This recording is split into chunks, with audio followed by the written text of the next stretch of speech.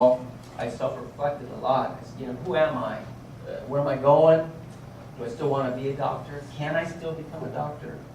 I wrestled mightily with those questions. Someone suggested I volunteer at a hospital to see if, the juices were still flowing. That might help me figure it out. I did it. I absolutely loved it. I had a great time in the hospital. But it also left me an emotional wreck. As I suffered through periods of doubt, frustration, and anger, I wondered whether, like a useful crush, this would always be unrequited love. Would medicine and me be star-crossed lovers, forever doomed to only admire her from afar? I know, it's a little melodramatic, but you guys can relate. I know at least some of you can. You know who you are. My self-reflection taught me that I was destined to become a doctor, that I would doggedly pursue that dream to the very end. It was medicine or bust for me. I also did some reality testing. I spoke to advisors. I researched what it would take to get to medical school. Aside from that 1D, my grades weren't that bad, but I would have to pull things together. I'd have to refocus and rededicate myself to doing the very best job I possibly could.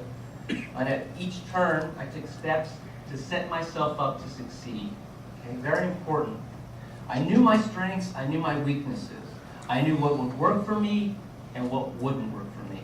And as much as I could, I arranged my schedule very deliberately to my advantage. Okay? There's nothing wrong with doing that. The next major decision I faced was to determine what to major in. Okay? I wanted to choose the one major that would best prepare me for medical school, right? Sound familiar? Anybody? I eventually discovered it didn't really matter. No major was going to guarantee an acceptance to medical school or even success once I arrived there. So I just did the best I could and followed my heart into biochemistry. But I was very discouraged when I met my advisor in the major.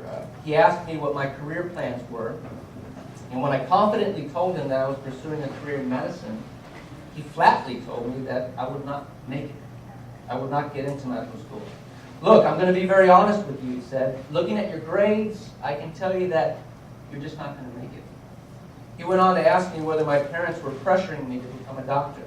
I assured him that they weren't. They only wanted me to be happy, that they even worried about me working too hard at times. Okay, but his parents had done that to him until he eventually saw the light and he stood up to them. So his advice was to give up now and to choose something else. He assured me that I'd thank him later for being so blunt with me. I didn't know what to say next. So just like that, give it all up. And I sat there dumbfounded in his office. I honestly couldn't think of what else I would do with my life. I mean, what, like I become a mariachi now? Or I can't remember how the conversation ended, how I slinked out of his office, but I do remember getting very angry. Very, very angry later that day. Like, who died and made this guy the arbiter of people's dreams? Okay? Who was he to tell me that I couldn't be a doctor? I'd heard this kind of negativity before. I had his number down. He was just another naysayer. Okay? And I could hear my dad's words, don't listen to him, mijo, arriba y arriba. Someday he'll eat those words and we'll tell him where to go. So I got down to work. I visited the pre-professional advisor on my campus to make sure I had a really clear idea of the requirements that I'd have to meet to be a competitive applicant. I retook that psych human behavior course the next year. That was embarrassing. But I pulled out all the stops. I ended up getting an A+ in that course. Okay? As I love to say now, I never got another A+ in college, but I also never got another D. So one day during a study break in the library, I found a catalog, and I started perusing through the UCSF catalog. I read about the school's philosophy, including the types of applicants they were looking for, the kinds of doctors they wanted to make. I was hooked. I said, this is it for me. And I promised myself that some way, somehow, that school would be my future. The next year and a half just flew by. I was in the thick of applications. It was daunting at times. I felt alone and afraid. I asked questions where I could, sought help where I could. And in my most hopeless hours, when it seemed like nothing else would work for me, I would get down on my knees and pray for guidance. And on at least one of those occasions, I remember promising God that if I ever made it to medical school, I'd do my best to one day help others get through the process. So It's really why I'm here today. It's another opportunity to honor that promise. I'll never forget the special day when my dream finally came true. I was in my apartment in Riverside, and my dad called from our home in Pasadena. Hijo, you got a letter from San Francisco today. Shall I open it? Oh my God, I don't know, Dad. Is it a big envelope or a little envelope? It's a regular business envelope. Okay, Dad, go ahead. I was taking some deep breaths. I was trembling. I was nervous. I could hear the papers rustling, and my dad began. Dear Mr. Garcia, congratulations. We're truly pleased to inform you. And his voice began to break with emotion. He lost it. He was crying. I was crying. Like baby said, Nico! Nico, you did it! You did it, Nico! Oh, Dad, we did it. We did it. I love you, Nico. Love you too, Dad. Love you too. A special, special day. A day that awaits you all, I hope. Medical school in San Francisco. I wish I could tell you that it was all fun and games. I had no problems getting through it. But I can't.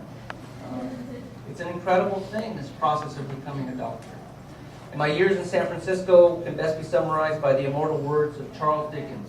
It was the best of times. It was the worst. I experienced incredible highs, devastating lows. I struggled with some of my classes. I had teachers who seemed surprised that I had made it to medical school. They treated me as if I had no possible redeeming values. Two of my classmates tragically died during our training, and I wrestled with life's great and mysterious questions, those of life, health, illness, and death. What did it all mean? After my first rotation in pediatrics, I seriously considered quitting again. Remarkably, in this most gentle of specialties, I worked with some of the most seriously dour and negative people I've ever experienced. How and why they chose pediatrics still amazes me to this day. It was really a hard experience for me. So much so that I told myself, you know, if the rest of my training is like this, I don't need it. I'm out of here. Fortunately, it wasn't. My very next rotation was OBGYN, and there was one particular patient that forever changed my outlook. I was assigned to what was then the Valley Medical Center in Fresno, California. And before arriving, I'd been warned by some of my fellow students to be on the lookout for a certain nurse on the labor and delivery floor. This woman apparently was an ogre in disguise. She ate medical students for breakfast on toast. And unluckily, she happened to be working on my very first day there. So I respected her like a mongoose respects a king cobra. But I was determined to win her over with kindness. And incredibly, my opportunity came right away, and I quickly seized it. She was taking care of a Spanish-speaking woman. Oh, she grumbled, this woman only speaks Spanish. Do any of you new medical students over there happen to speak Spanish? Why, yes.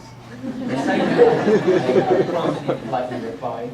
Help me with her, okay? I'd be delighted. When I entered the room, I introduced myself to the patient, and I explained that I would be interpreting to the nurse while she completed her assessment. I'll never, never forget the woman's reaction as she read my name tag. Ah, García, y habla español. Ay, bendito sea Dios. As I helped to serve this woman, I earned some major points with that mean nurse, and in fact, she never gave me any trouble during that rotation. But more importantly, much more importantly, I connected with the patient like I never had before. We spoke for over an hour. She wouldn't let me out of the room, and I didn't want to go. She clearly had never seen anything like me before.